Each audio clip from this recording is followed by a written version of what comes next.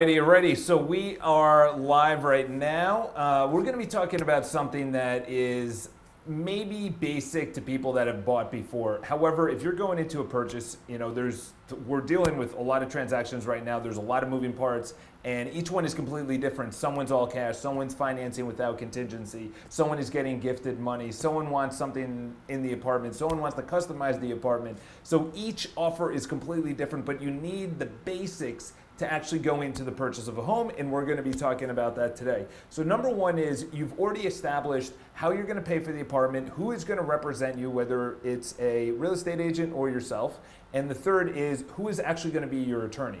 Okay, those are the three vitals going into an offer. Okay, if you don't have that, you can't actually make an offer because you need a pre-approval letter, you need the REBNY financial statement, you need a broker to actually compile this, or justify the price, or negotiate, or set the terms, and then you need obviously an attorney. You can't buy a home in New York City without an attorney. You can't sell a home in New York City without an attorney. So here we go. Let's talk about it right now.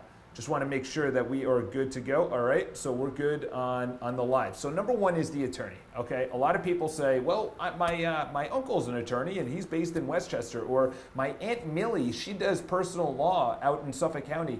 That's not going to fly. Okay, you need a New York City, probably amazingly, and the only way I see it is Manhattan-based real estate attorney, Manhattan-based residential real estate attorney. It's very specific because when we're talking about condos, co-ops, we're talking about offering plans, financials, we're talking about a bunch of things that we could potentially just throw away at $1.5 million without actually looking into what is wrong, number one, with the apartment, or number two is something that, like reading the minutes. You know, if you read the minutes, which is essentially what the bullet point list of most of the things the board talks about, obviously they're not going to bring up everything the board talks about.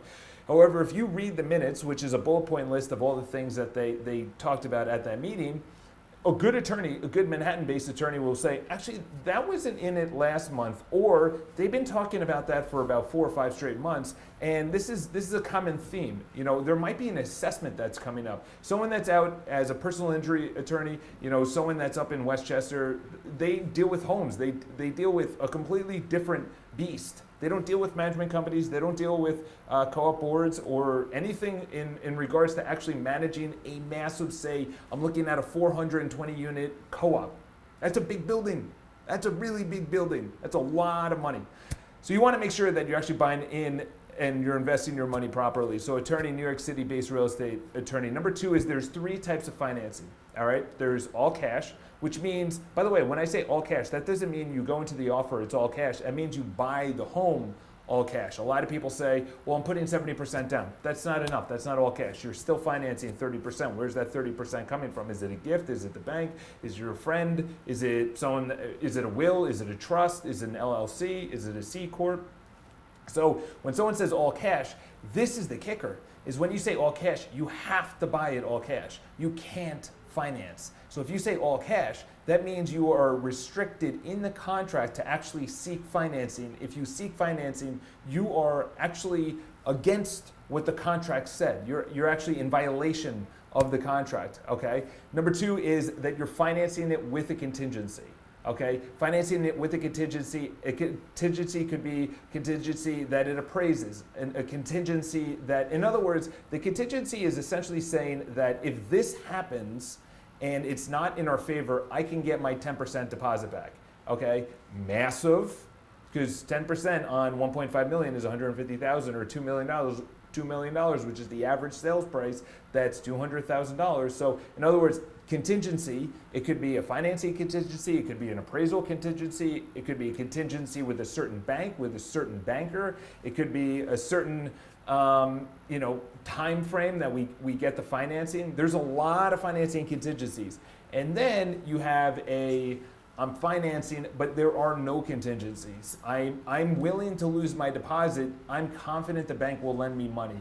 That is only when there's a bidding war, when you're super confident and you're willing to actually bid, and you may not actually have the highest offer, but you're willing to compete with that cash person because you're gonna go not contingent, okay? Between contingent and not contingent, an owner is always gonna go not contingent on financing.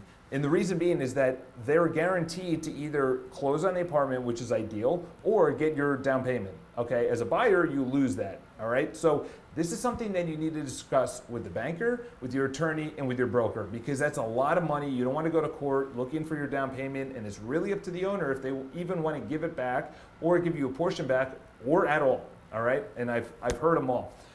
Number 3 is the price, okay? So number 1 was the attorney, number 2 is the financing, number 3 is the price. So you have to justify the price. You can't just say, I feel this is what the home is worth. You actually have to say, well, I saw X, Y, and Z on 42nd Street, and it had a view, yours doesn't have a view.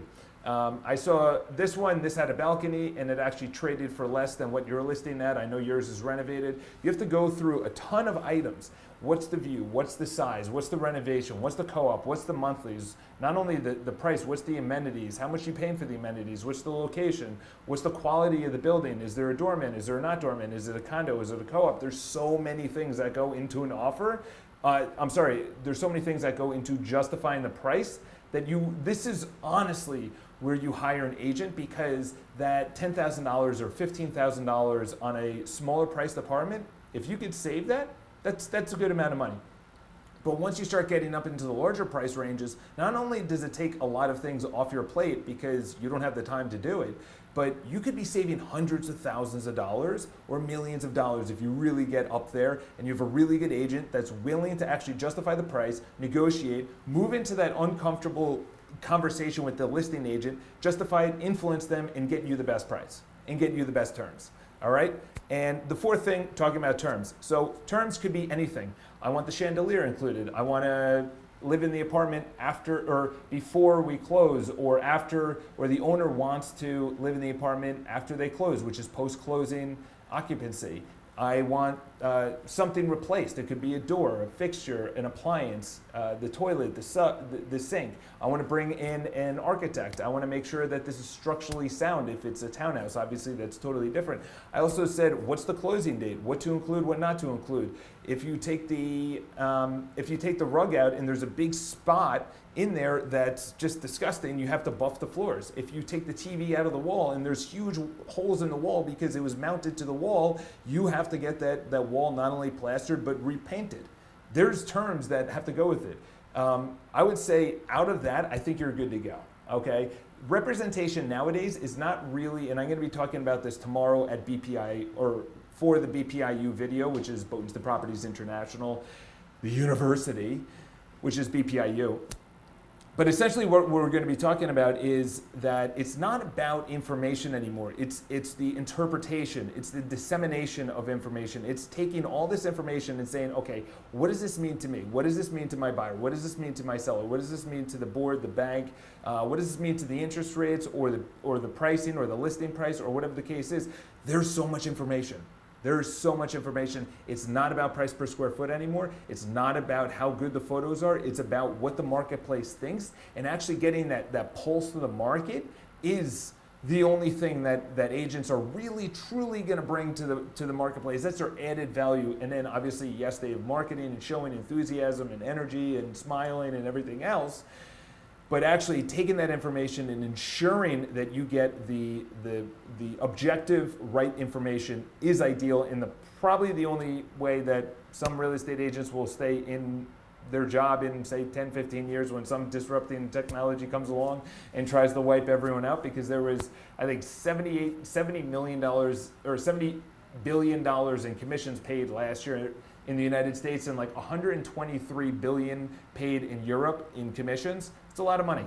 It's a lot of money up for grabs. So have an amazing day. If you guys have any questions, obviously leave in the comments below. I don't see any right now, but obviously if you guys want me to talk about anything, I actually had my, what's going on, Erwin? How we doing? And follow me everywhere. I love it. You wear many hats, exactly. Well, you try and hire that out. But anyway, if you guys have any questions towards that, if you have any business that you have questions about buying, selling, renting, listing, charles@bpi.live. And of course, we're going to be going live every Monday, Tuesday, Wednesday. We're going to be adding to that blog. So subscribe to the video if you want anything to talk about in the future, because this marketplace is a little bit different than what it's been like. Then obviously shoot me an email, charles@bpi.live. Enjoy your Tuesday. Had a look at my watch. It's been a crazy week so far. Talk to you guys soon.